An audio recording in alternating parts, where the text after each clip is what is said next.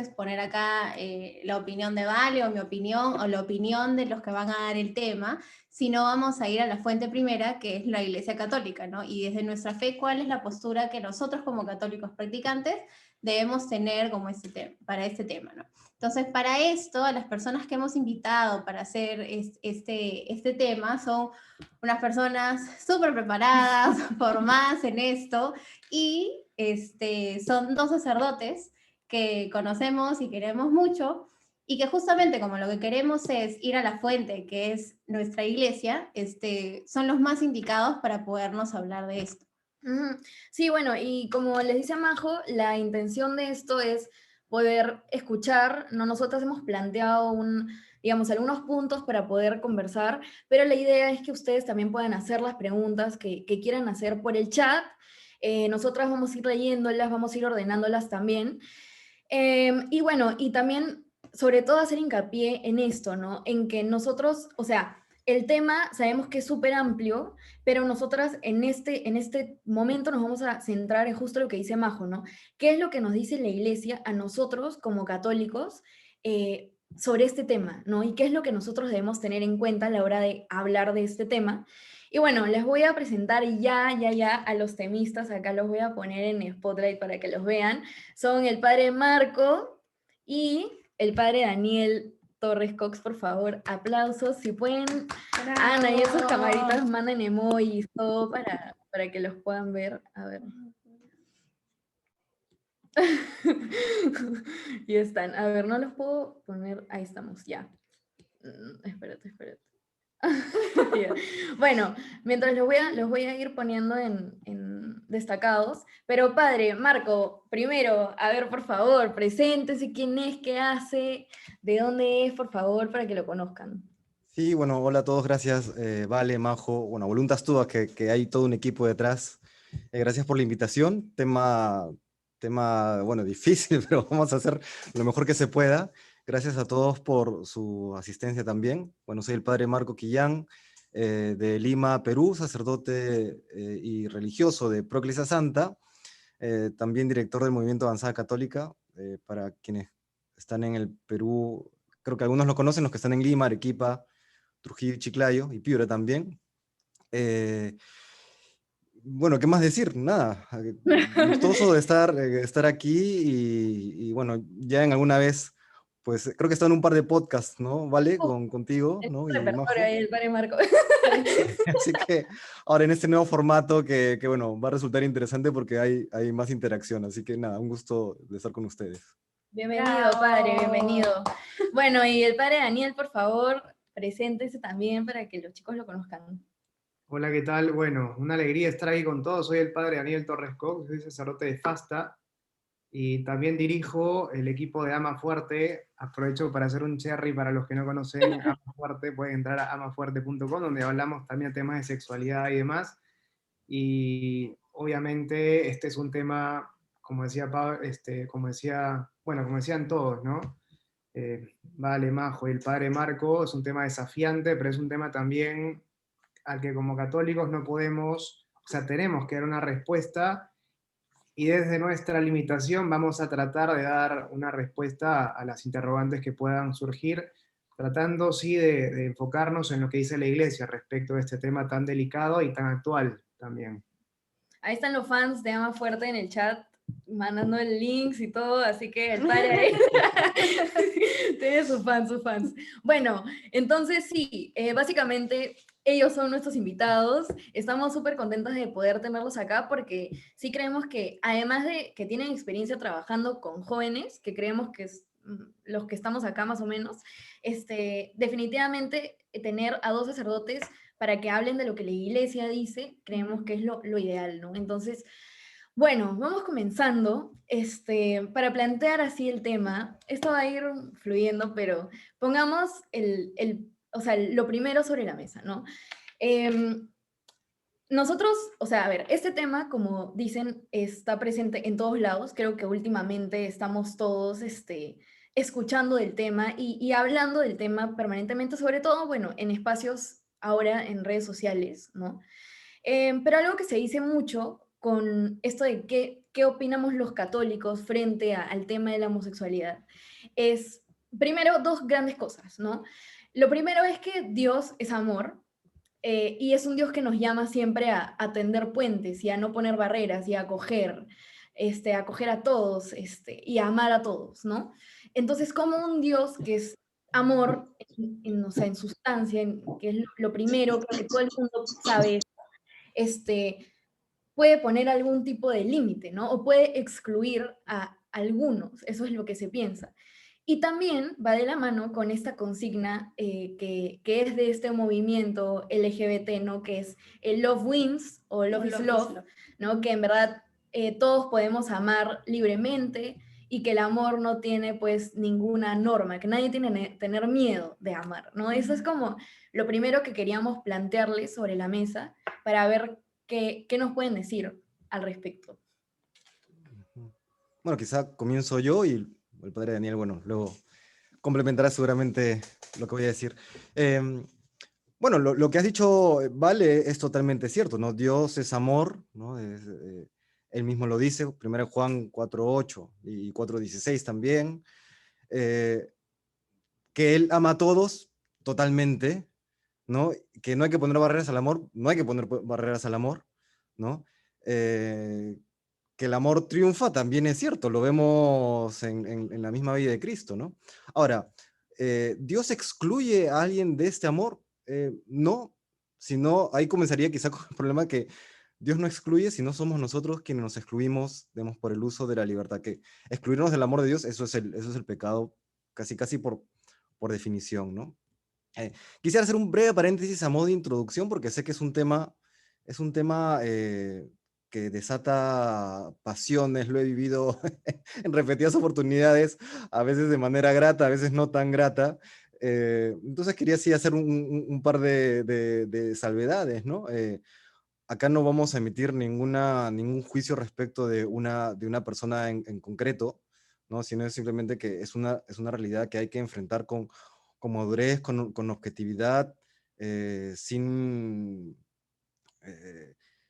apasionamientos en el sentido que a veces las pasiones pues nublan o obnubilan la razón, ¿no?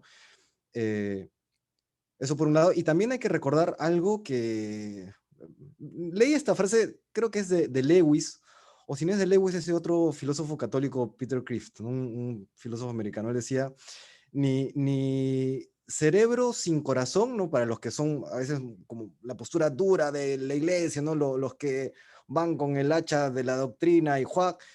Ni tampoco corazón sin cerebro, ¿no? Aquellos que todo es empatía y la empatía es el valor máximo de la existencia humana, ¿no? Entonces, ni cerebro sin corazón, ni corazón sin cerebro, ¿no? Tienes que ver corazón y cerebro con corazón, ¿no?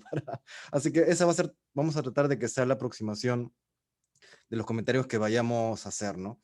Y respecto de que Dios ama a todos, sí, totalmente, ¿no? La Madre Teresa de Calcuta tenía una frase muy, muy bonita. Ella que tuvo un contacto directo con realidades existenciales tan límites, tan dolorosas, allá en Calcuta y en otros lugares, ¿no? Ella decía, Dios que te ama tal cual eres, porque te ama no te dejará como eres, ¿no? ¿Esto por qué? Porque el que Dios ame no significa que quiere que te quedes como estás, ¿no? Así como un padre o una madre, ¿no? Que ama a sus hijos, yo lo veo en mis hermanos, ambos ya tienen bebés pequeñitos, ¿no? Han nacido sus hijos, ay, qué lindo mi hijo, claro, los adoran, pero no es que quieren que se quede toda la vida así, tomando biberón y sin poder hablar, ¿no? Todos los días, por ejemplo, mi cuñada, que es una excelente mamá, le enseña palabras nuevas a mi sobrino, a mi sobrina. Mi hermana, bueno, que ahora está en Barcelona, hará lo mismo con su hijo. La verdad que no la he podido no he podido conocer a mi sobrino aún. Pero claro, un padre o una madre quiere lo mejor para su hijo, lo ama y por eso quiere que salga adelante. Lo mismo Dios, ¿no? Hay diferentes dificultades en la vida, hay retos enormes en la existencia humana, y que porque nos ama, quiere que avancemos, quiere que mejoremos, quiere que lleguemos al cielo, ¿no? Eso es concepto fundamental. ¿Qué es el amor? ¿No? Porque a veces pensamos que el amor lo reducimos solamente a un sentimiento de, oye, ¿sabes qué? Me caes bien, ¿no? O ¿sabes qué? Te tengo cariño, ¿no? Eres lo máximo. Es parte del amor, pero no es lo fundamental del amor. Lo fundamental del amor lo vemos en la cruz, ¿no? Recordamos el mandamiento nuevo, os doy un mandamiento nuevo, que os améis los unos a los otros como yo os he amado, ¿no? Y Jesús no era una persona pues de amor de arcoíris o de algodón de azúcar, ¿no? Era una persona que sacaba lo mejor de ti, ¿no? Quiere lo mejor de ti, como expresaba la madre Teresa de Calcuta en esta frase, ¿no? No te quiere, te ama tal cual eres, pero no te quiere dejar como eres. El amor es buscar el bien de la persona. ¿Y cuál es el bien máximo? Es que esa persona llegue a Dios, ¿no? Entonces, el deseo de Dios es que todos lleguemos al cielo, que todos lleguemos a conocerle y amarle en profundidad, ¿no? Por eso también en la Sagrada Escritura, ¿no? Primera de Tesalonicenses, 1 Timoteo 2:4, ¿no? Dios quiere que todos los hombres se salven, y acá viene la parte importante también, y lleguen al conocimiento de la verdad. Así que eso, hoy lo que vamos a tratar de hacer es que lleguemos a la verdad, o por lo menos nos acerquemos un poco más a la verdad respecto a este tema que tan enredado parece hoy en día, ¿no? No sé si Padre Daniel, ¿quieres comentar algo? Sí, sí, me acuerdo cuando preparamos un poco este espacio, porque no es tan improvisado como parece, sino que en verdad nos hemos juntado a conversar un poco. Las has Eh, delatado, Padre, a Vale y a Majo. veíamos, claro, es un tema realmente difícil, por ejemplo, para nosotros como sacerdotes, porque no es un tema, o sea, es un tema en el cual la doctrina es clara.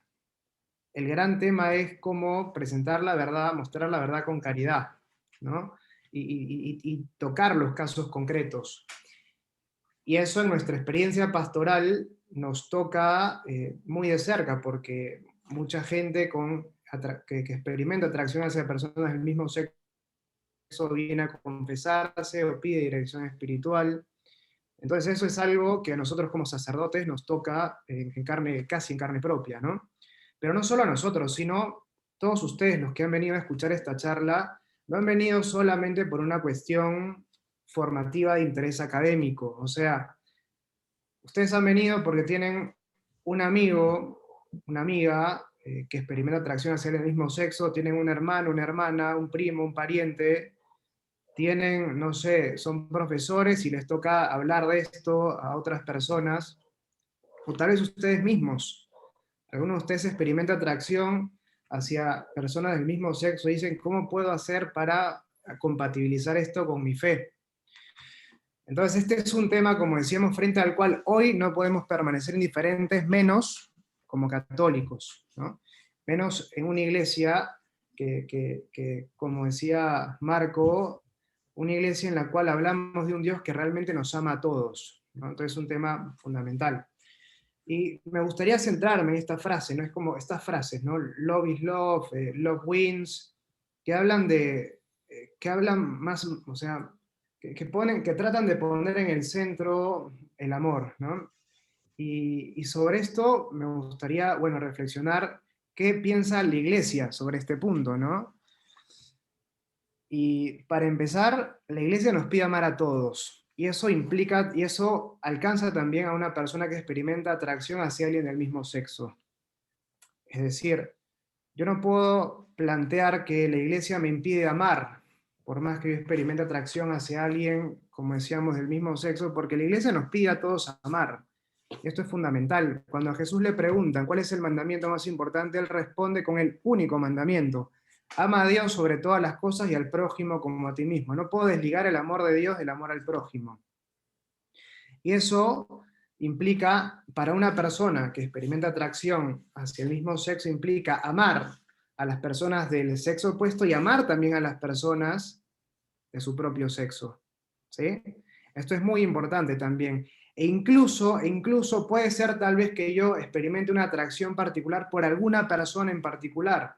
A esa persona también me pide amarla Jesús. Esto es muy importante. No hay excepciones en esto. Lo que tenemos que preguntarnos en todo caso es qué entendemos por amor, que ya Marco ha adelantado algunas cosas. Podemos hablar de varias clases de amor.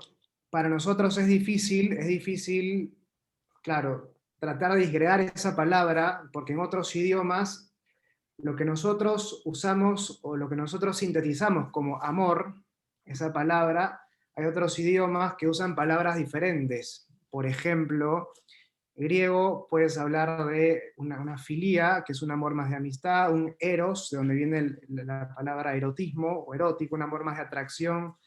Puedes hablar también del ágape, y todo lo traducimos nosotros como amor. Y por eso puede llevarnos a confusión ese tema. Me gustaría a mí distinguir principalmente dos clases de amor.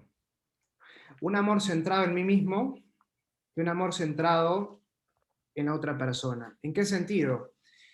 Yo puedo encarar el amor, por ejemplo, desde una perspectiva sentimental o de atracción física o sexual. Y en ambos casos, el centro está puesto en mi persona y en lo que la otra persona me hace sentir a mí. Por ejemplo, ¿no? La persona me atrae físicamente. El centro está puesto en mí, en el impacto que esa persona me genera desde lo físico. O esta persona me hace sentir cosas preciosas. Excelente. No hablo solo acá de cuestiones del mismo sexo, sino en general. Pero también incluso cuando hablamos del amor, de esta perspectiva sentimental, me siento muy bien estando contigo, oye, me encanta estar contigo, me haces bien. El centro está puesto en mi persona. Y tratar de construir una relación en base a estas dos clases de amor, este amor más físico, por decirlo así, de atracción, de pasión, de deseo, o este amor más visto por lo sentimental, en última instancia, me lleva a la construcción de una relación egoísta. Hablo aquí no solo de relaciones del mismo sexo, sino en general. ¿Por qué? Porque el centro está puesto en mí y en el bien que la otra persona me hace a mí, y yo puedo llegar a instrumentalizar a la otra persona en este marco, y eso lo hemos vivido, o nos ha pasado a todos, me parece. Un amor más puro, superior en realidad, sobre el cual estamos llamados a edificar nuestras relaciones, es el amor en mi persona, sino pone en el centro a la otra persona. Este primer amor que pone en el centro a mi persona podríamos caracterizarlo como amor de concupiscencia. En cambio, este segundo amor es lo que decía Marco, de amor de benevolencia. Bene, bien, volere, querer. Implica querer el bien para otra persona. Y sobre este amor sí es posible constituir una auténtica amistad, sobre este amor es posible constituir una relación realmente duradera, sólida y consistente. Cuando Jesús nos pide amar, y nos manda a amar incluso, este es mi mandamiento, que se amen unos a otros como yo los he amado, incluso nos manda a amar a los enemigos, no nos está hablando de un amor sentimental, porque uno no puede sentir cosas lindas por un enemigo, salvo que haga salvo un proceso de purificación espiritual y demás, ¿no? Pero hablamos de este amor entendido como una decisión, la decisión de buscar el bien y lo mejor para la otra persona.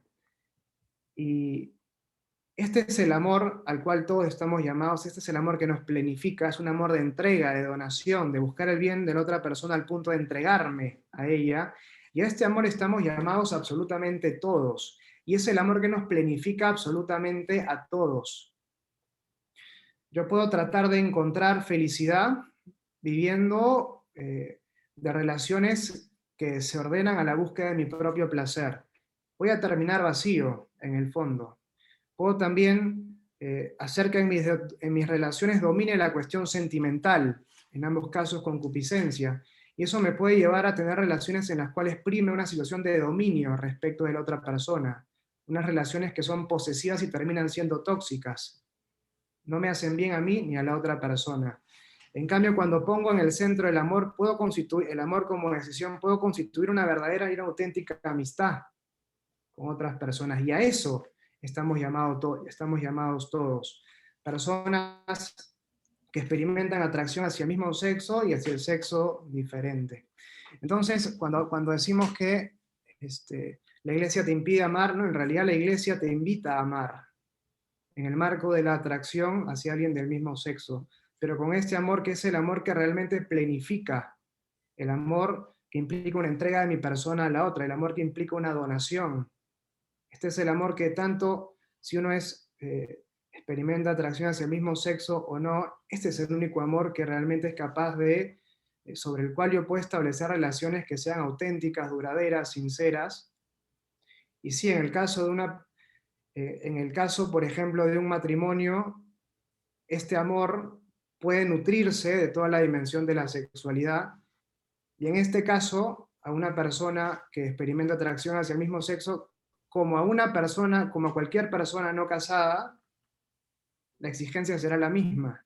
Es decir, o sea, reservemos las relaciones sexuales para el matrimonio, pero vivamos el amor.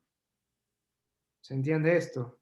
Sí. Después vamos a hablar un poco más profundamente de la castidad, pero me parece que como una primera aproximación esto ayuda a aclarar un poco el panorama.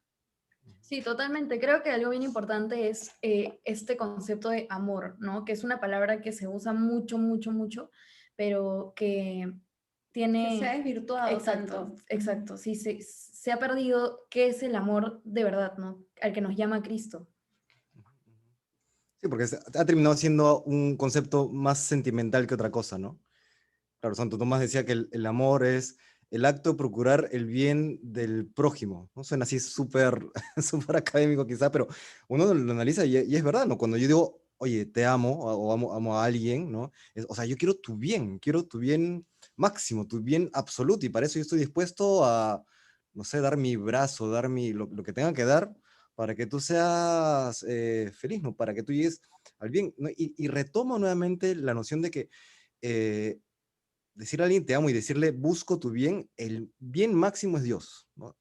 Por eso es muy difícil, si es que no es imposible, amar a alguien sin conocer a Dios, ¿no? Porque, claro, le deseo el bien a alguien, pero no conozco el bien máximo. En cambio, una persona que conoce a Dios, te amo, voy a ayudarte a que conozcas y ames cada día más a Dios, ¿no?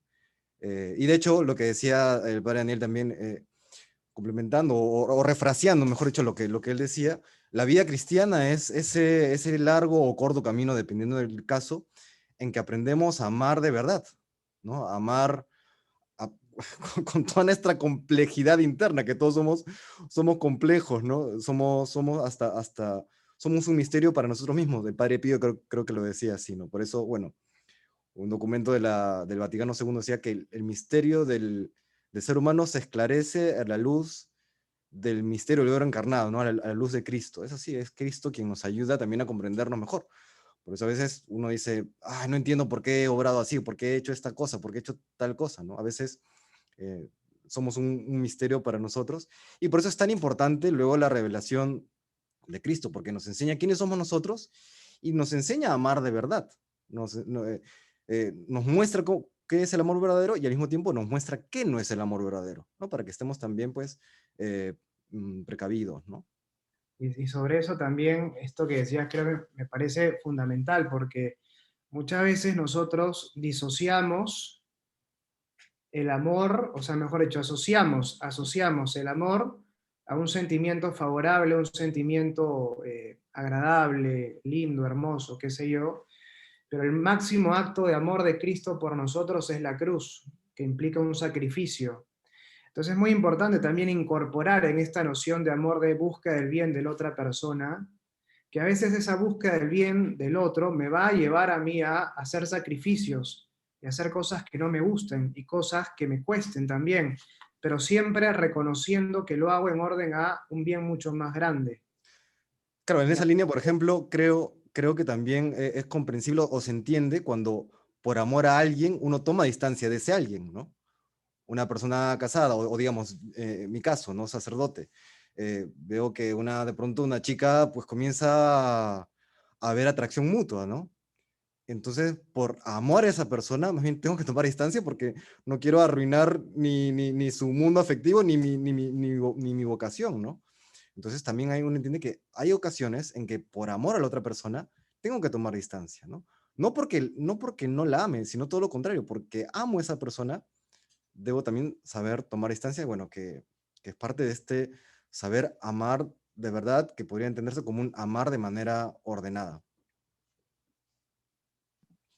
Sí, justo creo que Obviamente han dado en el clavo, ¿no? En ese concepto de amar de verdad que se ha desvirtuado tanto, como decíamos, porque ahora lo que vemos en realidad en todas partes, películas, libros, series, publicidad, lo que sea, nos dice totalmente algo distinto, ¿no? Cuando el amor de verdad es el que busca el bien del otro y como bien decía el padre Daniel también, implica sacrificio, ¿no? Es ese también a renunciar probablemente a uno mismo, ¿no? Y pasando ya de ese tema del amor, ya que hemos hablado obviamente de lo que Dios nos pide y aterrizándolo un poco en nuestra iglesia, hay algo que escuchamos mucho también, que es que la iglesia debe modernizarse o que la iglesia se ha quedado en el tiempo pasado, que ahora ya es siglo XXI, entonces que no, que tiene que cambiar su modo de pensar o de actuar, ¿no? Entonces, con respecto a esa premisa, que se escucha tanto y que usan mucho para atacar, especialmente, bueno, con muchos temas, pero también en especial con eh, ¿qué nos dirían? A ver, quisiera citar el catecismo, ¿no? El catecismo, de hecho, dice, es muy breve respecto al tema de la atracción del mismo sexo y la homosexualidad, ¿no? Son 3 numerales del 2357 al 2359. Son 3 numerales bastante sencillos. Simplemente voy a recoger 2 cosas, 2 puntos importantes sobre lo que nos dice este tema y luego desarrollo la pregunta que has indicado, Majo, ¿no? A ver, lo primero que quisiera notar que dice la Iglesia, el Catecismo de la Iglesia, que es la voz oficial del magisterio, ya vemos en múltiples temas y en este tema también, dice, aquellas personas que son homosexuales o padecen de la atracción al mismo sexo, deben ser acogidos con respeto, compasión y delicadeza, ¿no? Dice, se evitará respecto de ellos todo signo de discriminación injusta. Totalmente, totalmente de acuerdo, y todo católico tiene que vivir siempre esto, acoger a la persona al margen de incluso de su posición moral o de su situación de vida, siempre tiene que primar la caridad y la compasión, ¿no? Entendiendo el amor también como invitarlos a, a salir también de una situación de pecado. Ojo, hay que tener eso presente, ¿no? Y luego dice acá, hasta ahí muy bonito todo lo que nos dice el catecismo, acá quizá ya lo que diga a continuación va a sacar un poquito más de chispa. Dice la tradición, o dice el catecismo, la tradición de la Iglesia ha declarado siempre que los actos homosexuales son intrínsecamente desordenados, ¿no? Cuando dice intrínsecamente desordenados se entiende que son pecado. Entonces, a ver, a la pregunta de Majo, ¿puede la Iglesia modernizarse por amor del cielo y ya no decir esto? Bueno, vamos a ver algunos puntos y téngame paciencia porque tengo que hacer un, digamos, una argumentación para aclararlo, ¿no? Están pidiendo, creo que los numerales es del 2357 al 2359. Bien, entonces, a ver, ¿por qué por qué alguna persona diría eso, ¿no? Ya, modernícese la iglesia, por amor del cielo, ¿no? Y es que a veces eh, se contrapone o se pone en relación de conflicto lo dado, ¿no? La naturaleza humana con la libertad, o las normas, digamos, los mandamientos con la libertad humana. Entonces, cuando uno dice, claro, mientras más normas, mientras más mandamientos, menos libertad, ¿no? Y no es así. Les voy a explicar por qué, o por lo menos voy a intentar de explicarles por qué.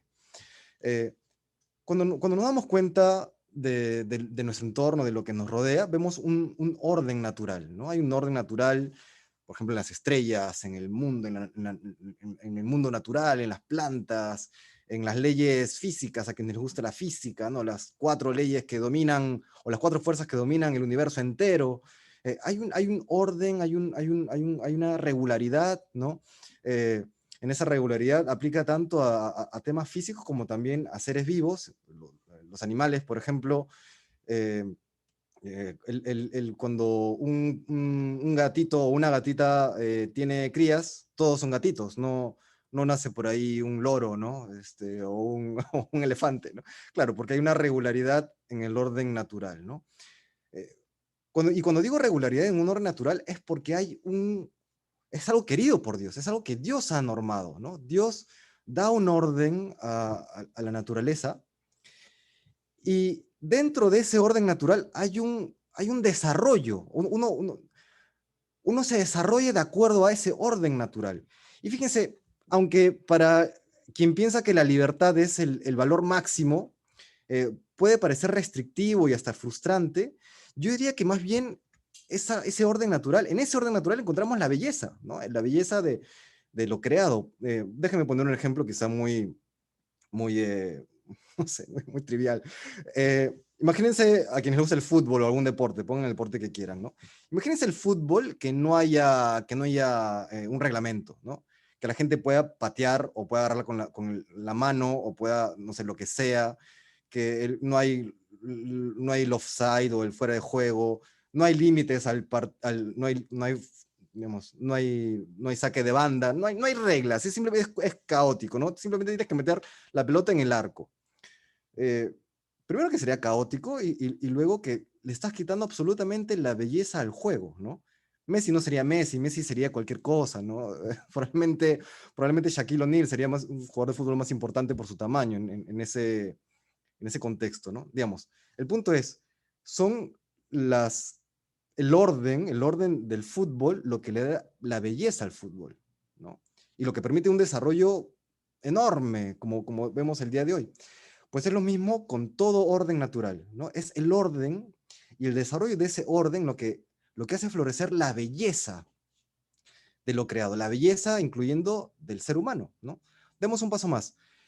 En ese orden, que no solamente va al ámbito físico y al orden biológico, sino que también luego va al orden moral, ¿no? Hay un orden de lo bueno, moralmente hablando. Por eso, por ejemplo, no te gusta que te mientan, ¿no? A mí no me gusta que me mientan, ¿no? Me parece no sé, ¿no? ¿Por qué? Porque estamos ordenados a la verdad, ¿no? A nadie de nosotros nos gusta que nos roben o que nos maten. ¿Por qué? Porque estamos ordenados a la vida, estamos ordenados al bien, etcétera, ¿no? Y eso aplica también a la realidad sexuada del ser humano, ¿no? El ser humano es súper complejo, ya lo hemos dicho, hay un montón de cosas que aún hay que explorar, ¿no?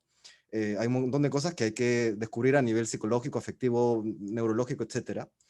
Pero hay una naturaleza dada, hay un orden dado, ¿no? Entonces, cuando la iglesia habla cuando Dios revela, ¿no? Revela la verdad respecto al ser humano, respecto a Dios, respecto a cómo hemos de hacer para llegar a Dios, está dando a entender, lo está haciendo reconociendo y haciendo explícito ese orden que ha dado al ser humano. Entonces, cuando me pregunta Majo, padre, ¿y puede modernizarse la iglesia en temas doctrinales? En algunas cosas puede profundizar y puede afinar, sí, pero en aquellos puntos que ya van de acuerdo al orden natural, que hacen referencia al orden natural, entonces ahí la iglesia no puede cambiar, ¿no? Porque hay cosas que ya son dadas, que son permanentes, que son estables, ¿no? El tema de la realidad sexuada del ser humano, por ejemplo, es uno de esos puntos en los que la iglesia podrá haber algunos matices, podrá haber algunas precisiones, sí, ¿no? Pero en general, lo dicho es lo dicho, ¿no? El matrimonio es entre varón y mujer, por ejemplo, sí, que está orientado el acto sexual a la unión de los cónyuges y a la procreación, ¿no? Y a la subsistencia de la especie humana, sí, ¿no? Entonces, por ejemplo, todas esas afirmaciones son afirmaciones de orden natural que luego ya la revelación la eleva a una verdad revelada, ¿no? No sé espero haber sido, haber sido claro al respecto. Sí, sí, sí. Sí, justo, no sé, padre, si podría precisar rapidito, o sea, claro, hablamos del catecismo, hablamos de la verdad revelada, pero un poco como, o sea, si por ahí hay alguien que de repente no dice como que, ¿por qué me tengo que llevar de catecismo? O sea, si puede precisar como rápidamente por qué nosotros, el depósito de la fe está en el magisterio, en las escrituras, rápidamente solamente para tenerlo claro todos. A ver, sí, para no extenderme, porque es un tema aparte, ¿no? Cuando Dios se revela al mundo, lo hace a través de su palabra. Y esta palabra está consignada por escrito en la Sagrada Escritura, en la Biblia, y también en la tradición de la iglesia, es decir, la palabra de Dios transmitida de manera no verbal, ¿no? Esto cuando vino Jesús a la tierra, da todo el contenido, ya nos dice nuestra fe que lo ha dicho todo. Sin embargo, en ese haberlo dicho todo, hay también un proceso de comprensión de eso que Dios ha revelado, ¿no? En esa comprensión, además que la realidad es dinámica, ¿no? Surgen temas que antes no habían, ¿no? Por ejemplo, hoy hay estas videollamadas que hace 20 años ni se nos ocurría, y estamos hablando de 2000 años de cristianismo, ¿no? Entonces, se ha habido una realidad social, nueva problemática que ha ido apareciendo a lo largo de los años, y entonces lo que hace, primero, hoy que celebramos la fiesta de San Pedro y San Pablo, recordemos que Dios primero promete el Espíritu Santo que va a guiar a la iglesia, y se da en Pentecostés, ¿no? El Paráclito, ¿no? Y luego también le da la autoridad al Santo Padre para ser aquel custodio de la verdad revelada y de gobernar a la iglesia. ¿Por qué? Porque, ¿qué es lo que hace la iglesia? La iglesia es continuación de Cristo en el mundo, ¿no? Y entonces, así como cuando Jesús estaba aquí en la tierra, Él era el referente de cuál es la verdad, ¿no? ¿Quién dice la gente que soy yo y quién dicen ustedes que soy yo? Y muy bien, Pedro, ¿no? Eso lo hemos escuchado hoy en el Evangelio. Había un referente de la verdad. Igual, ya en la vida de la iglesia hay un referente de la verdad, que es el magisterio de la iglesia, y también hay el magisterio, digamos, que son los documentos conciliares, etcétera. Y luego hay el magisterio vivo de la iglesia, que es el Papa y los obispos, quienes van indicando, van orientando al pueblo de Dios por dónde ha de ir los tiros, ¿no? Entonces el magisterio termina siendo por autoridad concedida por Dios, por Jesucristo, aquel referente al cual uno tiene que adherirse para, para saber que uno está eh, caminando según la voluntad divina. Bueno, creo que clarísimo, Sí, no, rápidamente. no sé si puedo también aportar una cuestión aquí en este punto. Puedo complementando lo que decía Marco, es muy importante, o sea, tener en cuenta que nosotros, o sea, todos los que entramos a la Iglesia Católica, entramos a una realidad viva que tiene por lo menos 2000 años de tradición, y si es que uno incluye también en esa tradición toda la tradición judía, se extiende unos miles de años más. Entonces, ¿cómo siendo tan distintos todos nosotros, cómo pensando incluso sobre tantas cosas, cuestiones diferentes, no solo hoy es difícil ponernos de acuerdo en muchas cosas, sino pensemos ahora con toda la gente de hace 2000 años o más? ¿Cómo podemos decir que todos pertenecemos a la misma iglesia? Bueno, hay ciertas cosas que consideramos nosotros esenciales y ciertas cosas que entonces son accesorias y pueden ir cambiando con el tiempo. Y el corazón de lo que nosotros consideramos esencial está en la revelación, como decía Marco. Entonces hay cosas a las que no podemos renunciar sin ser católicos. Y muchas de ellas se dan también en este punto que estamos diciendo. Si no entramos en una especie, en algo que podríamos considerar una suerte de nominalismo católico. ¿En qué sentido? Nominalismo planteaba, es una corriente filosófica del siglo XIV, que planteaba que los nombres no remiten a las esencias de las cosas. No hay esencias dadas, entonces si es que solo llevamos a la vivencia de nuestra fe, no hay una esencia del ser católico establecida, sino que yo voy creando la esencia del ser católico, o cada generación la va creando, pero eso quiebra la continuidad dentro de la iglesia. O sea, plantear eso en el ámbito de la fe implica hacer un cristianismo a mi medida, con lo cual yo termino perdiendo mi esencia de católico, si es que termino apartándome, o si es que termino aceptando como válidas cosas que en esa unidad de creer todos creemos de una determinada manera. Es como decir, por ejemplo, yo soy de la Alianza Lima, pero para mí Lolo Fernández es el mejor jugador de la historia, y yo me pongo mi camiseta de Lolo. Lolo es como que el fundador del equipo antagónico de la Alianza Lima, ¿no? Para los que no son de Perú. Claro, entonces si alguien dice eso y grito gol cuando mete gol la U, por ejemplo, y no la Alianza Lima, alguien va a decir, oye, tú dices que eres de la Alianza, pero en realidad no te comportas como alguien de la Alianza. ¿Por qué? Porque para ser de la Alianza, por lo menos tienes que ponerte la camiseta de la Alianza y hablar bien de los fundadores de la Alianza, no de los fundadores de la U, ¿no? Entonces, eso nos lleva precisamente a esa situación de contradicción, y terminamos por hacer una iglesia a nuestra medida, terminamos nosotros mismos, no fuera de la iglesia. O sea, Quisiera mencionar algo rapidísimo, antes que se me vaya la idea. Respecto de las verdades que que nos indica la iglesia, o que Dios nos revela a través de la iglesia, ¿no? Hay que tener presente que no todo lo vamos a comprender, ¿no? Lo digo por experiencia personal. Yo decía cuando era adolescente, pero esto, ¿cómo? No lo entiendo, ¿cómo es posible, no? Y la verdad es que cuando uno, bueno, uno acepta y comienza a vivir aquello que la iglesia propone, uno dice, bueno, es que tenía razón, ¿no? La iglesia es sabia, tenía razón. Es como cuando no le queremos hacer caso a nuestras mamás, ¿no? Oye, que no metas el dedo al enchufe. Déjame, mamá, yo soy libre, soy independiente, yo hago lo que quiero con mi vida. Plac, metes el dedo al enchufe y te quemas, pues, ¿no? Entonces la iglesia como madre, pues, aunque hay cosas que no entendamos, siempre nos propone aquello que es para bien de nosotros y lo experimentamos cuando lo vivimos. Ujú. Sí, bueno, creo que ese punto ha quedado clarísimo. Igual si hay preguntas después podemos hacerlas. Pero quiero dar pase a tocar un tema que justo han habido Ya ahorita mencioné. bastantes preguntas con respecto a eso, así que, Ujú. Majo. Sí, es un tema que también incluso ya ha salido un poco mientras han ustedes ido explicando ya los otros puntos, y es el tema de la castidad, ¿no? Que es un concepto también que creo no se entiende bien, ¿no? Para todos en general, o sea, incluso para, o sea, Para para todos. nosotros, claro, Ujú. muchas veces no se entiende qué es lo que castidad verdaderamente significa y se piensa que es solamente el hecho de no tener relaciones sexuales cuando va mucho más allá de eso, ¿no? Entonces, y justamente también es una pieza clave, digamos, del tema que estamos tocando en pues en este espacio, ¿no?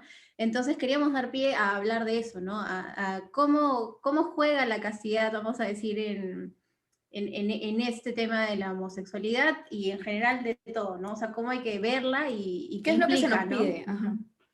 Bien. Bueno, en esto, si El bien, extremo, por favor. no, si bien esto como que damos la ilusión de que es espontáneo, quiero hablar yo primero, en realidad ya hemos planificado que voy a hablar yo primero sobre este tema, así que rompemos ¿cómo se llama?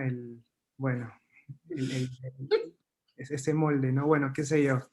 Una primera cosa muy importante, que cuando la iglesia habla de castidad está planteando una tercera vía. ¿En qué sentido? Normalmente se entiende que una persona, por ahí una persona que experimenta atracción hacia alguien del mismo sexo, se encuentra con dos caminos solamente, ¿no? Un primer camino en el cual, ¿sabes qué? Flaco vive o flaca vive como quieras, haz lo que quieras, love is love, love wins, sigue tus deseos, no hay reglas, cada quien elige a quién amar y es como hago lo que quiero, ¿no? Es un camino. Y es un camino que muchas veces se presenta en oposición a otro camino que te dice, no, ¿sabes qué? Si experimentas atracción por alguien del mismo sexo, tienes una falla de nacimiento que te va a llevar al infierno, eres un pecador, la iglesia no es el lugar para ti, no hay posibilidad de redención, y la única forma de salvación para ti es que cambies con una terapia o con algo eso que estás sintiendo, ¿no? Como que una persona por ahí una persona se puede encontrar frente a estas dos posibilidades. Y en realidad la Iglesia Católica, lo que propone la Iglesia Católica, de acuerdo con el catecismo, es una tercera vía. Ni una cosa ni la otra. ¿Sí? Y esa tercera vía es la castidad. Muy importante que nosotros podamos entender la castidad, sobre todo como una actitud de ordenación interior hacia el amor. Amor no entendido como deseo sexual o placer, amor no entendido como el hecho de sentir cosas fuertes por alguien, sino amor entendido, como decíamos, como la decisión de buscar el bien y lo mejor para la otra persona, una búsqueda del bien del otro que muchas veces se vive como una donación, como una entrega de mi persona a otra, y esa entrega muchas veces puede adquirir también la forma de un sacrificio, tal vez, y eso lo vive, por ejemplo, una pareja, novio o novia, que dicen, ¿sabes qué? Vamos a vivir la castidad y nos vamos a abstener a tener relaciones sexuales hasta el matrimonio. Para ellos, obviamente, se están privando de algo bueno, de un bien, por ganar un bien más grande, que es poder vivir la castidad y poder disfrutar de la intimidad en el matrimonio. Entonces, hacen realmente un sacrificio el uno por el otro, por amor, y a veces un sacrificio grande, ¿sí? Pero de este amor estamos hablando. Cuando se entiende la castidad únicamente como no tener relaciones sexuales, estamos pensando más que nada en continencia. Y uno puede vivir la continencia, o sea, simplemente no teniendo relaciones sexuales de muchas maneras. por ejemplo, por medio de una actitud represiva. Y eso en realidad está alejado de la castidad, porque la castidad no es represión, sino ordenación. Y para que haya ordenación, y esto es muy importante, yo tengo que tener en cuenta, tengo que ser consciente de que con esta forma de vivir estoy ganando siempre algo más grande, algo mejor. ¿Sí? Esto es fundamental, porque lo esencial de la castidad es un sí, no un abstenerme de ciertos actos, sino de vivir mi vida ordenada al amor, lo cual va a implicar que yo mire buscando el bien de las otras personas, que yo hable buscando el bien de las otras personas, que yo toque buscando el bien de las otras personas, que yo baile buscando el bien de las otras personas, que ordene toda mi vida. Y como parte de esa búsqueda del bien de otras personas, como parte de ese gran sí, me abstengo de ciertos actos. Por ejemplo, me abstengo de tomar a la otra persona como un objeto de placer, me abstengo de tal vez herir a la otra persona, me abstengo de tener relaciones sexuales antes del matrimonio, pero porque descubro que esto me ordena o me ayuda a dar un bien todavía más grande. Entonces, para una persona que experimenta atracción hacia el mismo sexo, poder vivir la castidad que va a implicar en el caso de ella, obviamente, esta renuncia a las relaciones sexuales, es muy importante que esa persona pueda hacer un discernimiento y descubrir que está ganando algo grande con esta renuncia. ¿Sí? Y una de las primeras cosas que, a ver, y esta renuncia implica un sacrificio particularmente fuerte para una persona que experimenta atracción hacia el mismo sexo. ¿Por qué? Por dos motivos. Bueno, por varios en realidad, ¿no? Porque una pareja varón-mujer que vive la castidad y se abstiene de las relaciones sexuales hasta el matrimonio, ellos lo viven como algo, de alguna forma, esa castidad como algo que los prepara a después poder tener esa intimidad en una vida matrimonial. Y entonces ellos pueden permitirse ciertos actos que de alguna forma los preparan a conocerse más en orden a una posterior vivencia de una intimidad. Pero a una persona que experimenta atracción hacia el mismo sexo se le va a pedir también renunciar a esos actos que pueden ponerlo aún en proximidad o que pueden, de alguna forma, incluso de manera remota, anticipar lo que sería una relación sexual, porque es algo que esa persona, por lo menos dentro de una relación en la que hay atracción hacia el mismo sexo, es algo a lo que esa persona no está llamada a vivir, ¿no? Como tampoco está llamado a vivir eso, por ejemplo, alguien que desde una postura, una opción religiosa, vive el celibato como un sacerdote. O sea, hay renuncias también en ese caso. Pero acá es muy importante que la iglesia no te obliga a nada. La iglesia te invita a esto. ¿Cómo convenzo a alguien de que esto es lo mejor? O sea, esta persona, o sea, esta opción se entiende desde el encuentro con Cristo y desde el descubrimiento de que Cristo me está pidiendo esto, desde el descubrimiento también de que yo cuento con la ayuda de Cristo, mediante la gracia, mediante la confesión, mediante la Eucaristía, mediante la adoración al Santísimo, mediante el rezo del Rosario, para poder vivir de esta manera, porque se requiere una fortaleza superior respecto de una persona que experimenta atracción hacia el sexo opuesto. Porque para una persona que experimenta atracción hacia el mismo sexo, esa persona vive esto como algo natural, en el sentido de que es algo que brota de mí simplemente. Yo no elijo sentirme atraído hacia alguien del mismo sexo, como otra persona no elige tampoco sentirse atraída por alguien del sexo opuesto. Solo que en mi caso, o sea, yo reconozco que hay una exigencia tal vez mayor, porque esto que siento, que me lleva incluso, que me orienta incluso en ciertos casos a llegar a una intimidad sexual, no es algo que estoy llamado a vivir. Sin embargo, ¿qué sí estoy llamado a vivir? Como decíamos, una castidad que se ordena al amor entendido como una decisión de buscar el bien de la otra persona, sobre la cual sí es posible constituir una amistad que tal vez no va a tener una nota erótica, una nota de intimidad sexual, y amistad de la cual pero amistad en la cual reconocemos que nos abstenemos de estas cuestiones porque queremos ganar algo más grande, que es vivir juntos una relación con Dios, por ejemplo, ¿no? Pero bueno, y es una cuestión de ir profundizando, ir viendo tal vez casos puntuales, casos concretos, ¿no? Pero, o sea, es muy importante que la vivencia de la castidad, o sea, el tono de la vivencia de la castidad no gira en torno a la renuncia, es decir, ese abstenerme de vivir la dimensión erótica o sea, por medio de la búsqueda del placer, etcétera, ¿no? Sino en realidad la castidad me invita a amar tratando de constituir o sea, auténticos lazos de amistad, auténtica búsqueda del bien de la otra persona. Y en esa búsqueda del bien de la otra persona es posible incluso llegar a una intimidad, es decir, intimidad en el sentido de poder tener una unión tal vez más espiritual con la otra persona, que se da a través de la oración mutua, a través del sacrificio, la renuncia que hacemos, y es una intimidad que puede ser más profunda que la que una pareja que tiene relaciones sexuales, y se conoce solo superficialmente y se une solo superficialmente. ¿Se entiende esto? Quisiera agregar quizá una especie de síntesis a lo que ha hecho el padre Daniel, ¿no? Creo que la experiencia de cada uno de nosotros nos muestra que uno es más feliz mientras más ama y es amado, ¿no? Por eso cuando uno piensa en un momento feliz, siempre está la familia, los amigos, la gente que uno quiere, ¿no? Tomemos eso como premisa. Uno más feliz es mientras mejor ama, ¿no? ¿Qué es la castidad? Como dice Daniel, es amar como Dios quiere que ames. Por eso no es restrictivo, sino es gano, es un plus, ¿no? La castidad, la virtud de la castidad es la que te permite amar como Dios quiere que ames, es decir, amar al modo Dios, ¿no?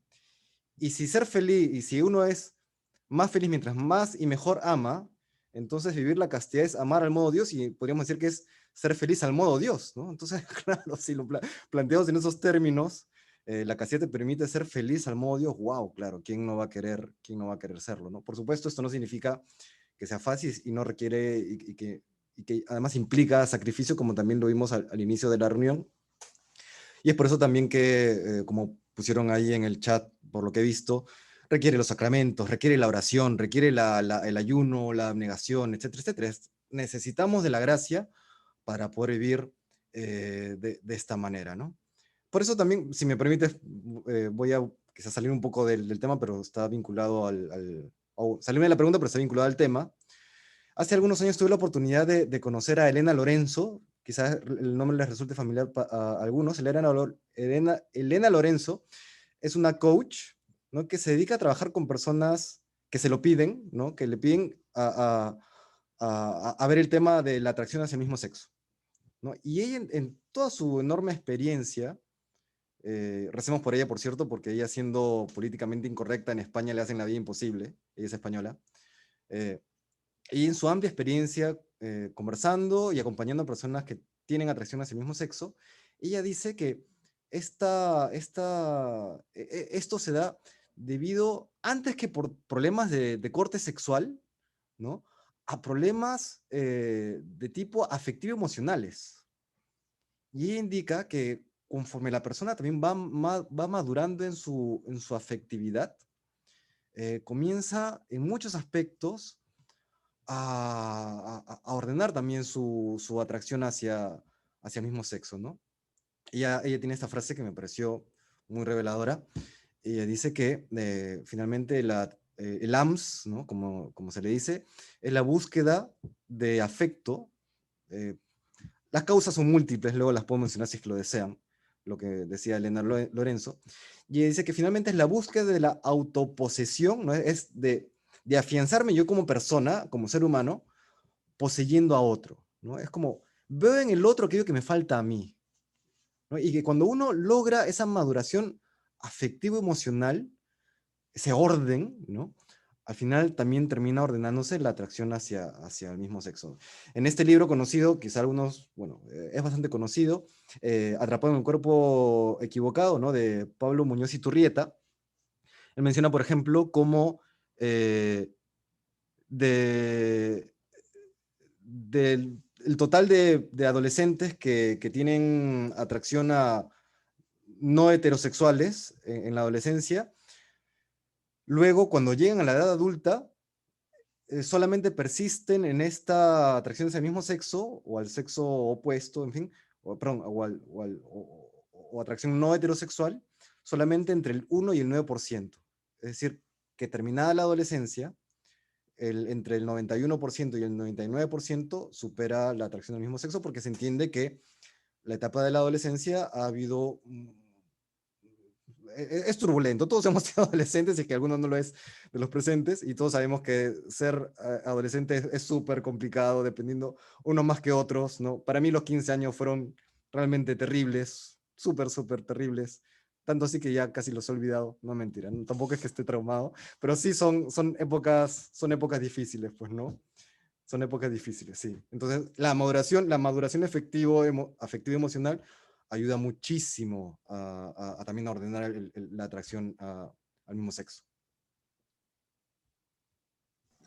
Bueno, me parece que ha quedado clara esa última parte. Ahora lo que queremos es pasar a las preguntas. Tenemos algunas preguntas que ya nos han hecho, que vamos a ir haciendo, Majo las va a ir haciendo para que ustedes vayan viendo a ver quién responde primero y así.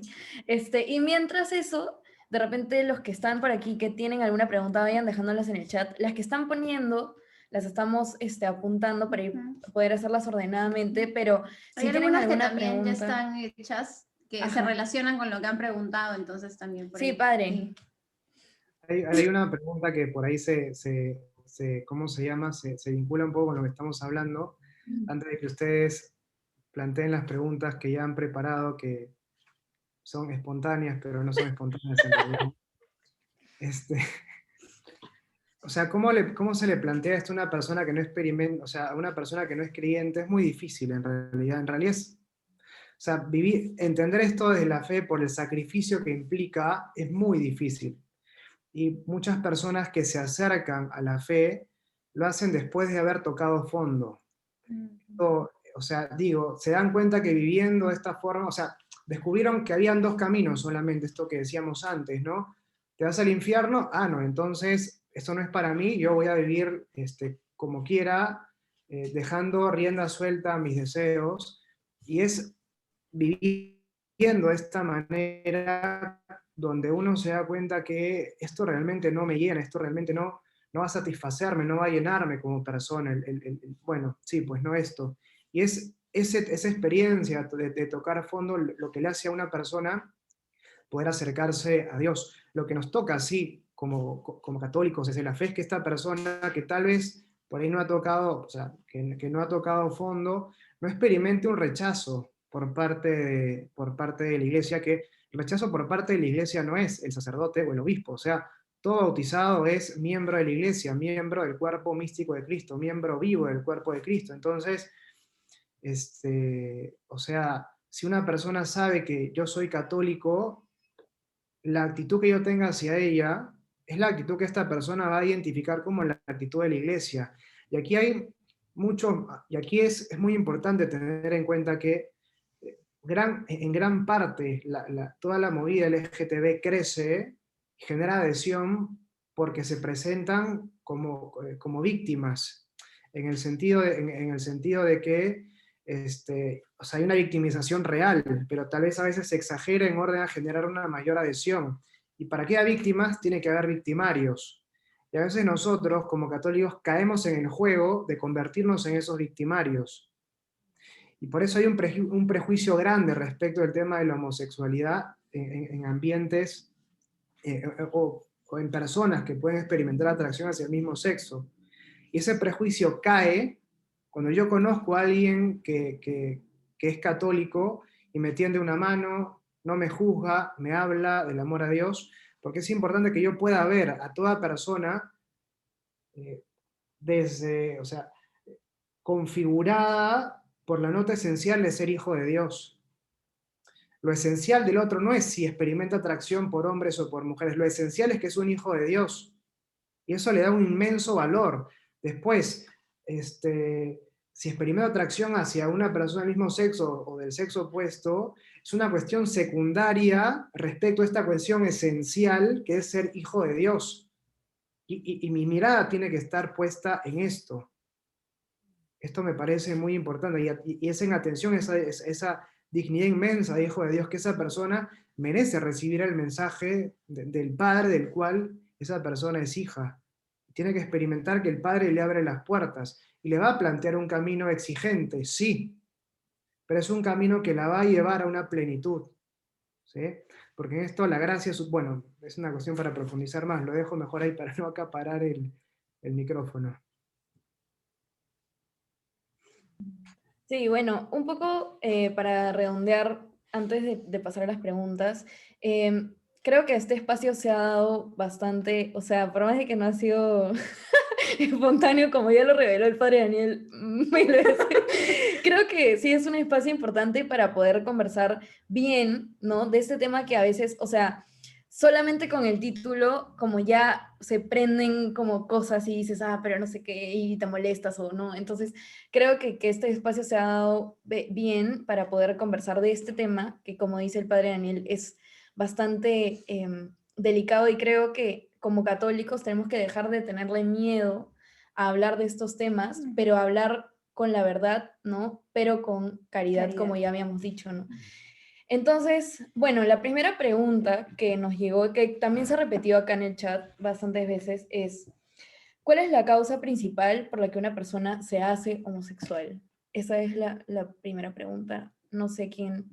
A ver, hay una serie de causas que se mencionan normalmente en los estudios, tanto el de, por ejemplo, de Joaquín Irala, también el de Pablo Muñoz Iturrieta. Yo voy a basarme en las que mencionaba Elena Lorenzo.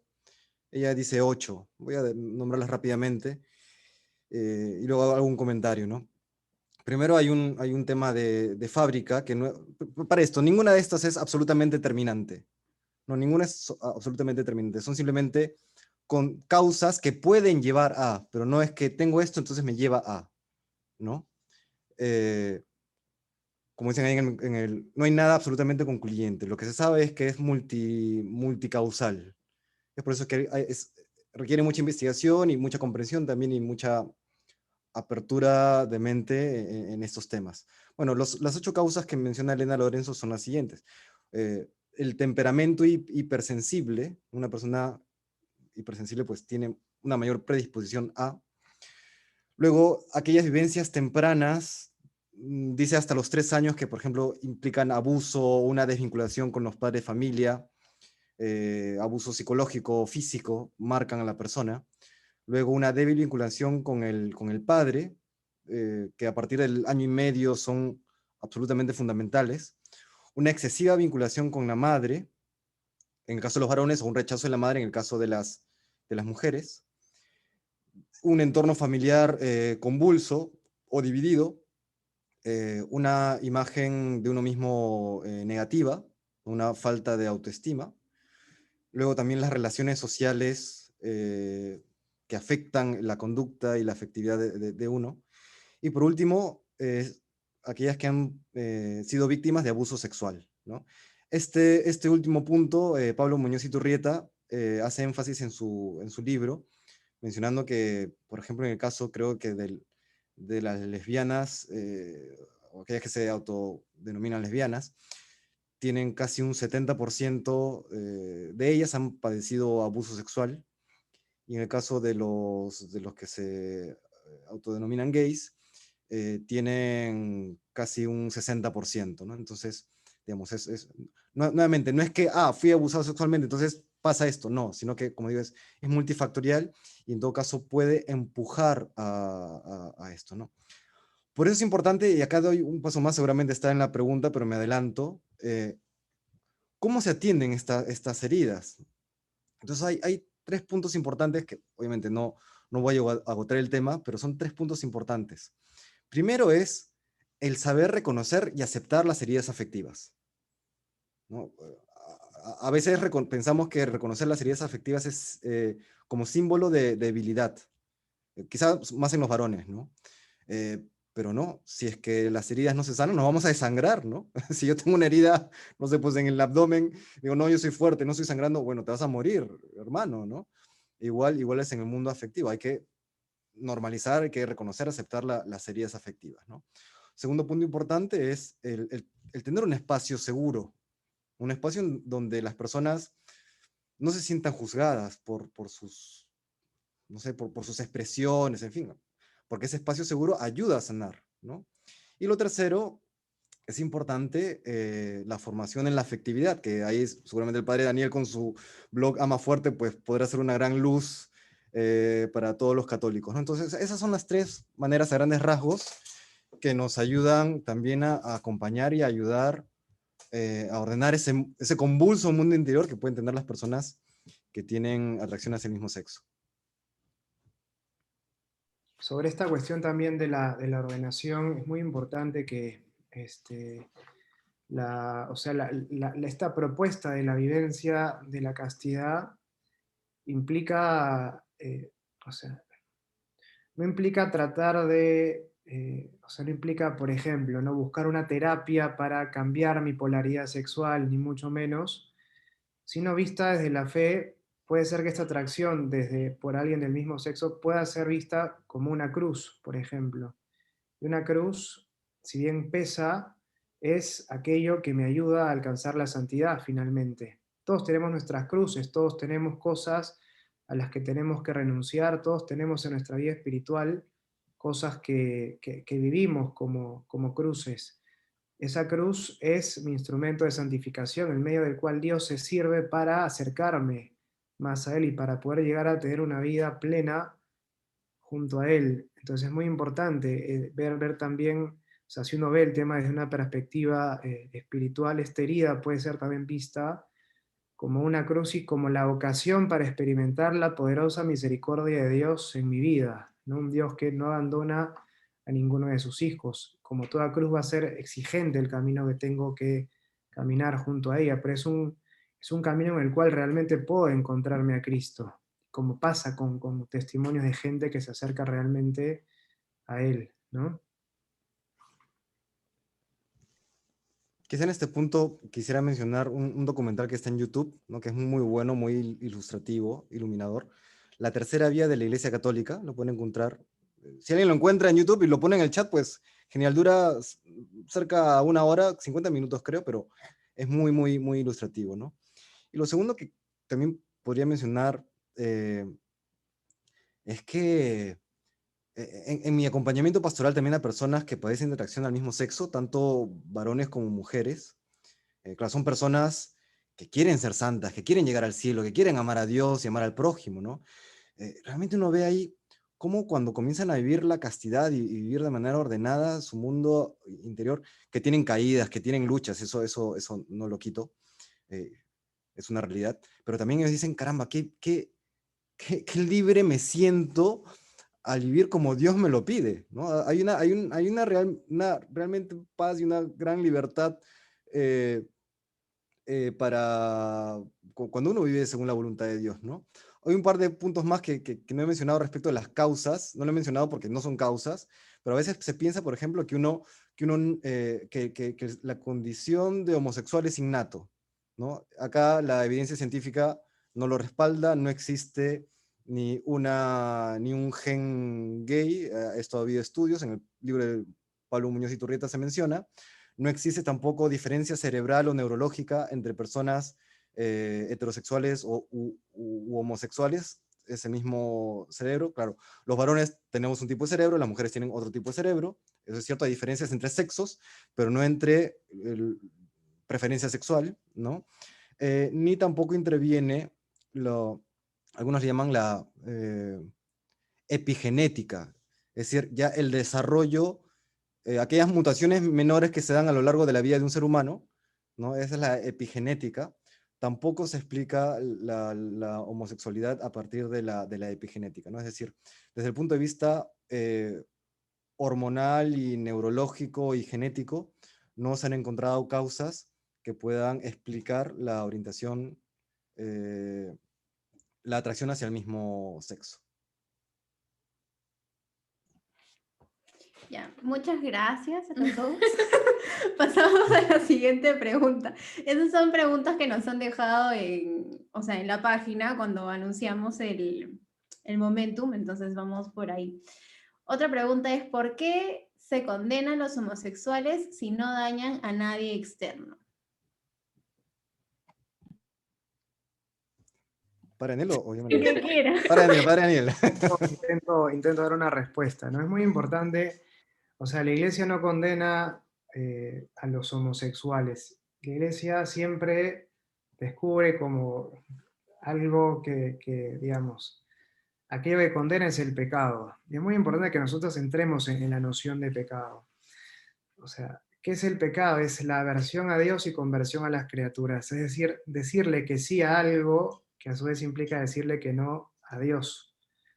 Por ejemplo, comerme un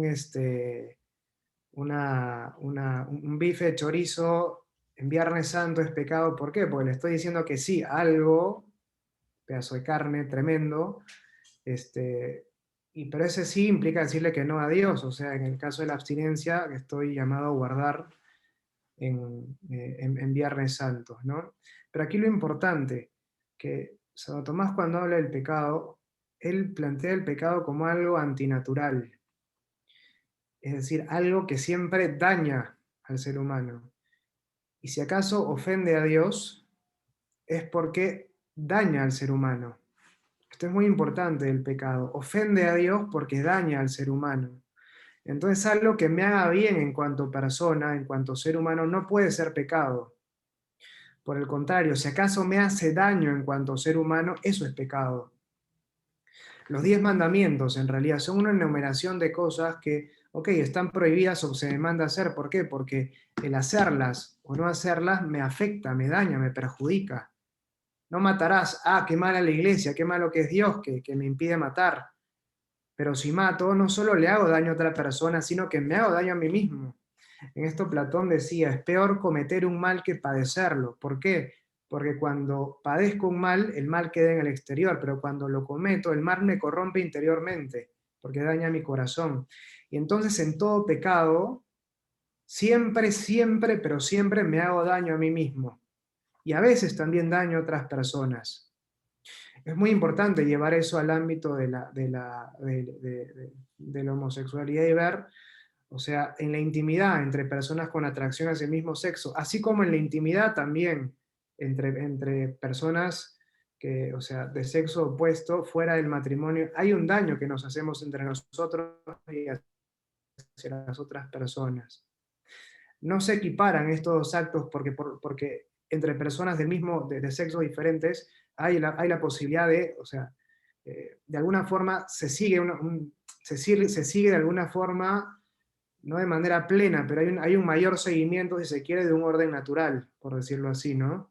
Por una cuestión biológica, física, ¿no? Que permite una apertura a la vida, cosa que está ausente en una relación entre personas del mismo sexo. Por eso no es posible equipararlas, pero si ambos son considerados pecado, es porque hay un discernimiento de que ambas cosas dañan al ser humano. ¿Por qué? Porque realizar un acto sexual sin que se cumplan los dos fines para el cual el acto está hecho, me perjudican en cuanto a persona, es decir, la unión y la apertura a la vida, ¿no? Bueno, entonces uno podría preguntarse por qué no cualquier acto homosexual, porque yo puedo, o sea, digamos, como decíamos, ¿no? Constituir una amistad sobre esta base del amor de benevolencia con una persona del mismo sexo, y eso no está condenado, ¿sí? O sea, eso no es pecado, porque estoy buscando realmente el bien de la otra persona, y juntos podemos rezar, y en el marco de esa búsqueda de tu bien, me sacrifico de ciertas cosas, me abstengo de realizar ciertas cosas con esta persona, ¿no?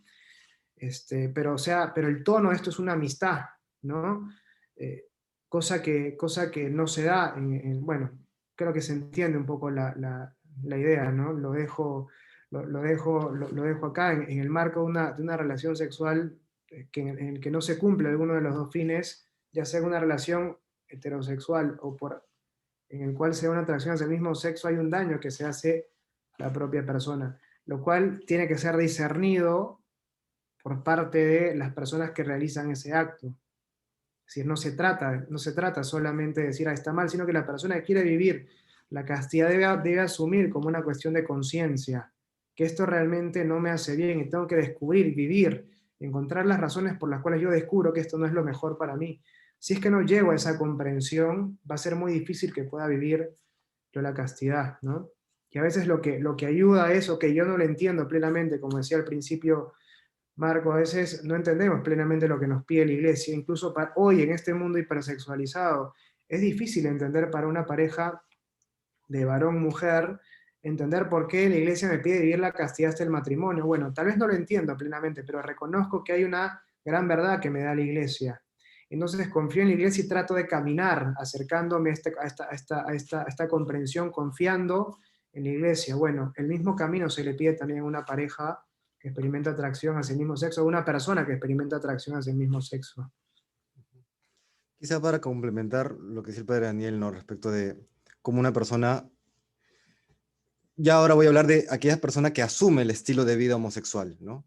No tanto a aquella persona que tiene la atracción al mismo sexo, porque hay que distinguir. Una cosa es tener el deseo, la atracción, otra cosa es seguir ese deseo, la atracción y llegar a un estilo de vida homosexual, ¿no?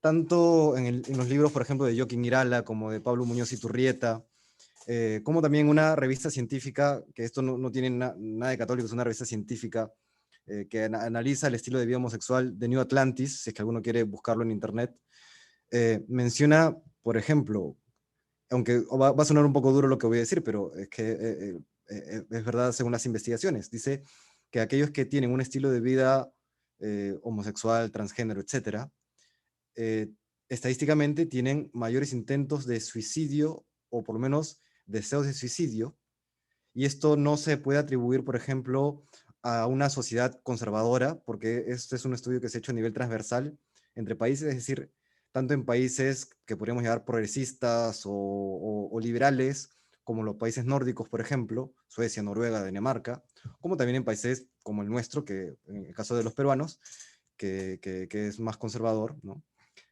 Tienen mayores índices de depresión, neurosis, consumo de drogas, etcétera, etcétera, ¿no? Entonces vemos ahí cómo un estilo de vida homosexual puede llevar a conductas altamente nocivas para la salud física y mental de la persona, ¿no? O sea, no es gratuito, hay una correlación que estas investigaciones, por lo menos, lo ponen como plausible. Y una Sí, cuestión también en esto, perdón, que decía Marco también, el tema de los actos. La pecado puede ser únicamente aquello respecto a lo cual yo tengo la posibilidad de elegir. Lo que siento no puede ser pecado nunca. Esto es fundamental de cara a su comprensión. Una persona está casada, tiene su esposa, y pasa una chica por la calle, le dan ganas de mirarla, se siente fuertemente atraído por esa chica. ¿Es pecado esa atracción? No. Será pecado en todo caso lo que él decida hacer. Él puede elegir mirar a la otra persona o incluso acercarse a ella e intentar algo con ella o no. Pero ahí lo que es pecado no es lo que esta persona sintió, sino lo que esta persona eligió hacer. Lo mismo respecto a una persona con atracción hacia el mismo sexo.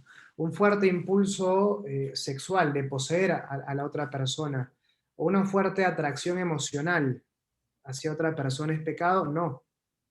Es pecado lo que yo elijo hacer frente a eso que siento. Por eso o sea, lo que se puede considerar pecado y por lo tanto aquello que la iglesia descubre, la iglesia propone o plantea que daña al ser humano son los actos que una persona realiza, no los deseos que uno puede experimentar. Esto me parece fundamental también para ir como que despejando el panorama, ¿no? bueno, hay otra pregunta que va un poco a, ya como importante también aclararlo. Dice, ¿qué pasa con las personas que son católicas y apoyan esto, ¿no? ¿Qué podemos hacer nosotros como católicos, ¿no? Bueno, yo creo que es fundamental es establecer el diálogo, ¿no? Porque si obran de esa manera, no es por mala intención, definitivamente, es más bien porque hay una ignorancia del tema, ¿no? Hoy en este mundo de agenda, digamos, globalista, que hay intereses políticos y económicos detrás, se pretende poner todo el tema LGBT como un derecho fundamental del ser humano, ¿no? Cuando realmente, lamentablemente, es una enorme o una terrible manipulación, ¿no?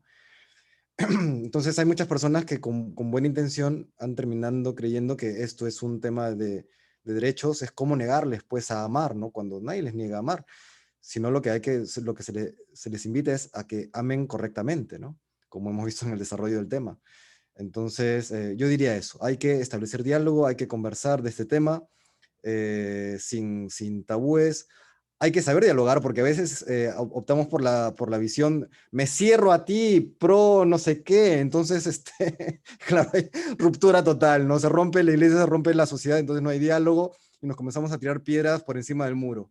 No, hay que saber conversar y dos cosas, hay que saber conversar, es decir, saber hablar con caridad y saber escuchar con caridad, ¿no? Para comprender qué es lo que la otra persona quiere decirme, porque dentro de lo que la otra persona me dice, hay algo de válido, ¿no? Entonces, partiendo de eso que puede ser válido, saber juntos, en un diálogo fraterno, llegar a la verdad. Sí, también sobre esto que decía Marco, es muy importante que nosotros también como católicos no le tengamos miedo a estos temas. Digo, porque hoy, por ejemplo, claro, todo junio se instala el mes del orgullo, especialmente el día de hoy, que las redes sociales estaban llenas de cosas. La respuesta católica no puede ser la de una confrontación directa, como, claro, porque esto también, en todo, a ver, todo error tiene algo de verdad, siempre. No existe el error absoluto. El error absoluto no se sostiene. Entonces, o sea, en este reclamo de no discriminación, en este reclamo de igualdad, hay una verdad poderosa que se está tratando de transmitir. El tema es, o sea, cómo vivir una auténtica igualdad, cómo vivir una auténtica posibilidad de, no sé, vivir el amor, ¿no? Y hay que tener también en cuenta en el diálogo, o sea, tenemos que como católicos formarnos más sobre estos temas. No hablo solamente de los sacerdotes, hablo de todos nosotros, porque es un tema, como decíamos, que nos atraviesa y nos toca a todos. Y en esto es muy importante tener en cuenta que mucho de la avanzada, o sea, las cosas que se han dicho el día de ayer en las redes y todo este mes del orgullo, son argumentos que más que nada apuntan a una cuestión emocional. Y claro, frente a esa cuestión emocional, uno no puede caer con una verdad solamente. ¿Por qué? Porque estoy respondiendo en un lenguaje, estoy tratando de entablar un diálogo en un lenguaje diferente, en una línea de argumentación distinta. No puedo responder un sentimiento con un argumento. Tengo que saber dar argumentos también con un componente afectivo incluido en el discurso. Y ese componente afectivo tiene que venir de la mano, por ejemplo, del auténtico deseo de amar y de ser amado del ser humano, que es ese auténtico deseo de plenitud que experimenta todo ser humano. Y también en esto tenemos que ir con mucha confianza, porque, o sea, Cristo es la respuesta para todos, creyentes o no. Entonces, no puede haber una oposición entre lo que plantea la Iglesia y lo que auténticamente anhela el corazón del ser humano. El tema es encontrar las palabras y las formas para poder expresar esto y hacerlo, sí, pues no hacerlo presente al mundo, en el cual hoy hay que reconocerlo. O sea, la Iglesia Católica, como cristianos, como creyentes, tenemos una gran deuda en este ámbito. No solo desde la cuestión del discurso, sino también desde la acogida a personas que experimentan atracción por el mismo sexo en nuestras parroquias, en nuestras comunidades. Esto es muy importante también. ¿Cómo lo manejamos? Es un discernimiento que hay que hacer, ¿sí? Pero hay que hacerlo, el discernimiento y la caridad. Sí, algo bien importante que creo que sí, como hacer hincapié, sobre todo en la formación, ¿no? Porque a veces, o sea, sí hay un montón de contenido, ahora podemos encontrar pues videos, podcasts y todo, entonces siempre como buscar de dónde nos formamos, ¿no? Y procurar estos espacios que son realmente como de diálogo, que a veces en redes, en comentarios, no se dan siempre, ¿no? Casi siempre es una batalla campal de tirar bombas y a ver quién explota, ¿no? Entonces, creo que es importante buscar estos espacios y procurar formarnos todos, ¿no? Como decía el padre Daniel. Em, Ya, bueno, hay otra que dice, ¿no? Cómo explicar nuestra postura como católicos respecto al movimiento LGBT sin que se sientan atacados. Creo que ha sido un poco ya respondida. No sé si tienen tal vez algo que quisieran agregar, algún tip o algo como para ya cerrar esto de cómo hablar nosotros. Yo sí tengo una cuestión que me parece importante, o sea, plantear lo que creemos como católicos como una invitación, no como una imposición. que la persona no se sienta atacada, sino invitada o sea, a un camino de plenitud. Creo que eso es fundamental. Sí, y quizá más, en este caso, más se aplica con el trato que con las palabras, ¿no? Porque eh, por más caritativo que uno parezca, ya, digamos, los presupuestos son otros. Entonces, no hay, con ciertas personas que ya tienen presupuestos muy definidos o muy identificados con todo el tema LGTB, es muy difícil dialogar sin exacerbar los ánimos, ¿no? Entonces, en esos casos, pues, ser caritativos con los actos, por ahí. Ujú. Y ya nuestra última pregunta es, ¿cuál debería ser nuestra actitud frente a un familiar o amigo homosexual y cómo ayudarlo?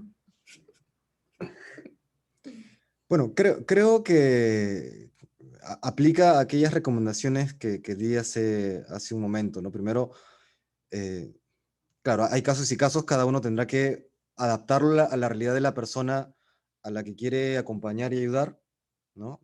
Primero lo que ha dicho el padre Daniel, ¿no? Es invitar, no es como que, no es agarrarlo y te voy a sanar, no, sino es a conversar con él, acompañarlo, ayudarlo, ayudarlo a reconocer y aceptar aquellas heridas, ¿no? A irlas sanando, a darle también un espacio seguro y eh, yo no digo que esté mal, al contrario, si es que requiere ayuda especializada de aquellos psicólogos que, por ejemplo, ayudan a ordenar el tema afectivo, ayuda muchísimo, y también un acompañamiento espiritual con un sacerdote o con un religioso, con alguien capacitado, ayuda muchísimo, ¿no? Yo particularmente he podido acompañar eh, a tres personas que tienen atracciones del mismo sexo. De una de estas personas soy confesor regular, ¿no? Y es una lucha, pero uno ve también cómo va avanzando en este tener dominio de su mundo afectivo, ¿no? Que creo que eso lo hemos experimentado todos, ¿no? Cuando estamos hechos unos enredos en el mundo afectivo, que terrible, uno no puede ni respirar, ¿no? Pero conforme con la ayuda de los demás y con la acogida, con un orden correcto, con una orientación correcta, uno va ordenando todo ese mundo interior, pues todo se vuelve respirable, ¿no? El ambiente se vuelve respirable nuevamente. Yo iría por ahí. Yo por ahí agregando, o sea, para no repetir cosas que ha dicho Padre Marco, una cuestión que creo que como un favor que le puedo hacer a la otra persona es informarme bien, tratar de crecer en el conocimiento de lo que la iglesia, de a lo que la iglesia invita a una persona con atracción hacia el mismo sexo, para para no dejarme llevar por el prejuicio o por lo que se dice que la iglesia dice, ¿no? Por un lado. Y por otro lado, creo que es muy importante también mantener ese equilibrio, esa justa medida en la cual nunca, o sea, Dios es amor y Dios es verdad también. Nunca separar la verdad de la caridad, ni pretender una falsa caridad que implica una especie de misericordia sin verdad, porque la verdad también es una forma de misericordia, y tampoco recurrir a una verdad despiadada que busca cortar cabezas, porque Jesús es la verdad y en cuanto Dios es amor. También ambas tienen que ir siempre juntas y ambas tienen que acompañar nuestro discurso. Reconocer en la verdad una forma de caridad también, y nunca verdad sin caridad. Creo que eso es fundamental. Sí, creo que ese es un punto bien importante porque a veces confundimos el como hablar bonito y como que, ay, todo bien, con que en verdad no, o sea, omitimos decir la verdad por no querer como Ofender, chocar, bueno, ¿no? ujú. Pero también a veces somos muy duros Ujú. y eso nos juega en contra incluso, ¿no? Y como última pregunta, ya como para cerrar, que creo que no, o sea, como para que sean un poco más claros, me parece, hay una pregunta que dice, ¿qué nos pueden decir sobre los homosexuales y el recibir la Eucaristía? Creo que un poco el tema de, o sea, si pueden aclarar un poco el tema de pecado o sea, ¿qué implica todo esto? Porque finalmente una persona homosexual está llamada pues a vivir una vida cristiana plena y a ser santo, ¿no? Entonces, un poco si pueden como darle vuelta a esa parte para que quede claro. bueno, el padre Daniel ya lo mencionó, así que esperaba su intervención, pero yo lo parafraseo en todo caso, ¿no? La diferencia importantísima entre el sentir y el consentir, ¿no? Entre el sentir algo, sentir algún impulso, algo, y sintiéndolo seguirlo, ¿no? Entonces, una persona, por ejemplo, bueno, acá entraríamos a otro debate también, ¿qué implica o qué significa ser homosexual, ¿no? Yo diría más bien ser homosexual es aquella persona que asume una identidad y asume un estilo de vida siguiendo los impulsos de la atracción hacia el mismo sexo, ¿no? O hacia cualquier tipo de forma, en fin, no heterosexual.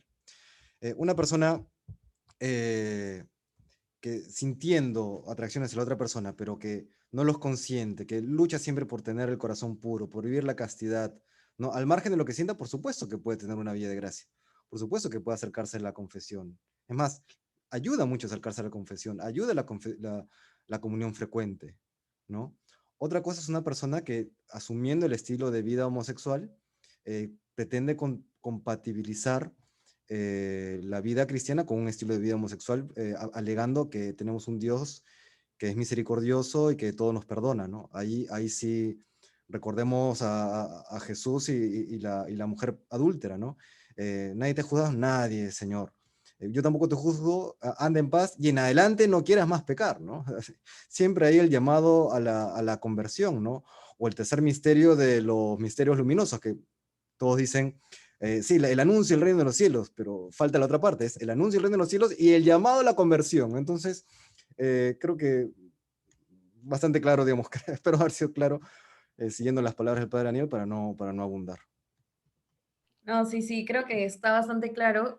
Justamente, bueno, cerrar diciendo esto, ¿no? Justamente lo que dicen ustedes, que la iglesia y Jesucristo siempre nos va a invitar a la conversión, ¿no? O sea, el amor verdadero recae siempre en convertirse, porque eso es mirar cada vez más a Cristo, ¿no? Y buscar cada vez más la salvación propia y la salvación de los demás. Y lo último, que es lo que dijo el padre Daniel, esto de que, o sea, la exigencia cristiana siempre va a ser el que quiera venir tras de mí que cargue su cruz y me siga, ¿no? Y creo que todos tenemos cruces, cada uno o sea, correspondiente a las fuerzas que cada uno tiene, cada uno con la historia, con las heridas, y siempre tenemos que amar así, pues, ¿no? Así como el padre Daniel ama fuerte. Bueno, eso es todo. Estamos ya un poco ahí con la hora, entonces les agradecemos a todos los que han venido, los que se han quedado hasta el final. Les agradecemos por las preguntas. No hemos podido responder todas, pero pueden encontrar al padre Daniel ahí en Ama Fuerte también con su Instagram personal. Le pueden escribir a él, escríbanle todo. Él les va a responder. Bueno, tienen el Instagram de Jóvenes de Avanzada Católica también, por si quieren seguir ahí, ponen siempre contenido.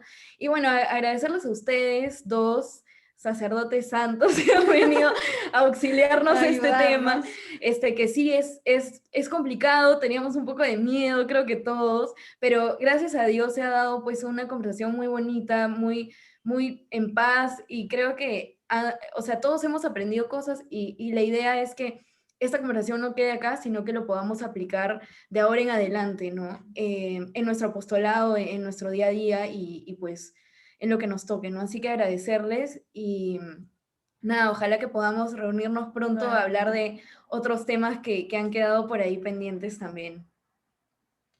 Muy bien, gracias Majo, gracias Vale, siempre es un gusto estar con ustedes y a todos los asistentes. Bueno, nos encomendamos a sus oraciones y que Dios pues pueda ayudarnos a salvar este mundo, ¿no? Cada vez así más complicado. Pero bueno, sí se puede, sí se puede. Así es. Sí se puede. Bueno, igual gracias por la invitación. Ahí está también Harold de Shot Católico. Ahí está haciendo el buen Cherry, el buen Cherry.